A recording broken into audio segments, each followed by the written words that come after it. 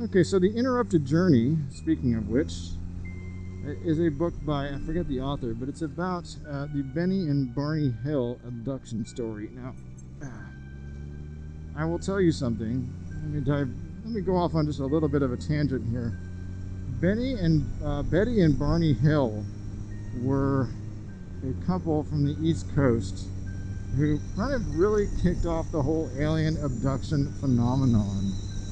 And I believe it was 1962. They were allegedly abducted while driving in, I want to say it was the White Mountains of Vermont, but it's somewhere, maybe in the Appalachians. Anyway,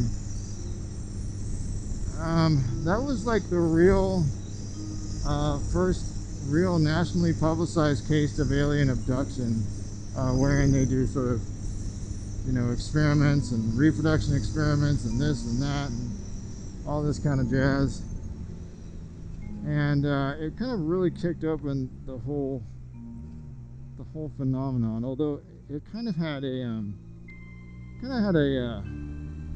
delayed effect.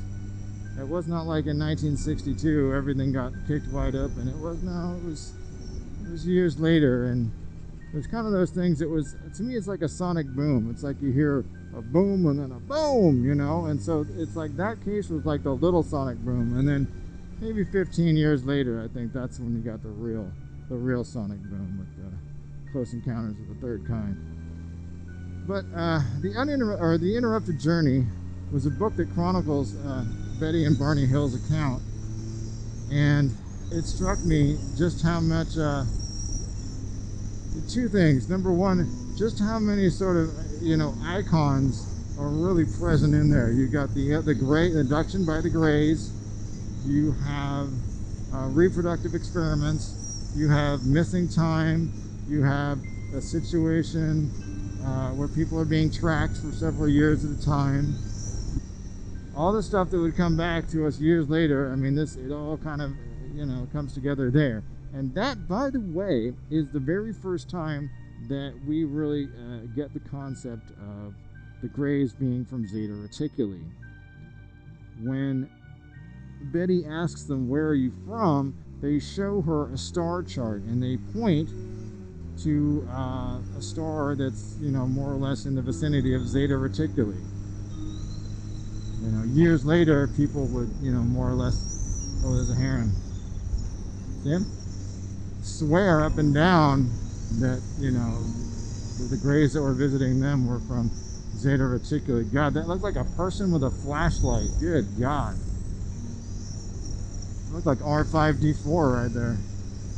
You know, it's so funny, those nickel things that you see on all these farms here, they look so much like the evaporators on Lars Owen's farm. But I digress. Anyway, even in 1962, you see all of these icons of, you know, at play in this book. And it's so funny because, you know, so much of the credit or blame really gets laid at the feet of books that would come afterwards. You know, maybe not Jacques Vallée so much, but Whitley Strieber and a whole bunch of authors during the 70s. But it's really that book that, to me, really creates the icons, and they form that first sort of sonic boom. It's like they set up the table, and then, you know, maybe 15 years later it just explodes.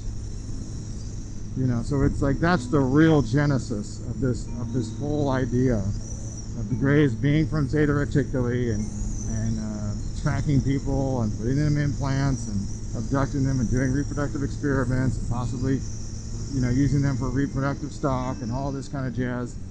I mean, that's where it really comes from. And this is 1962-ish. I don't know the exact date. I'll look it up for you.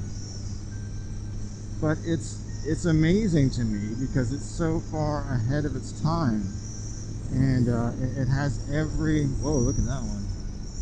Every classic element of the abduction story, and it shows up a decade and a half before things like that became, you know, commonplace. Oh well.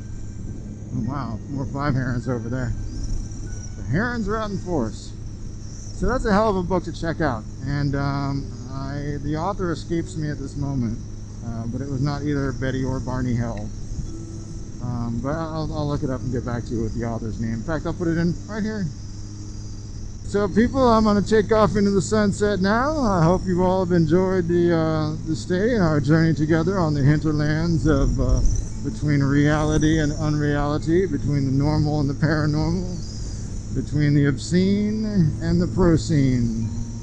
My name is Dallas Deluxe, and off I go. Woohoo!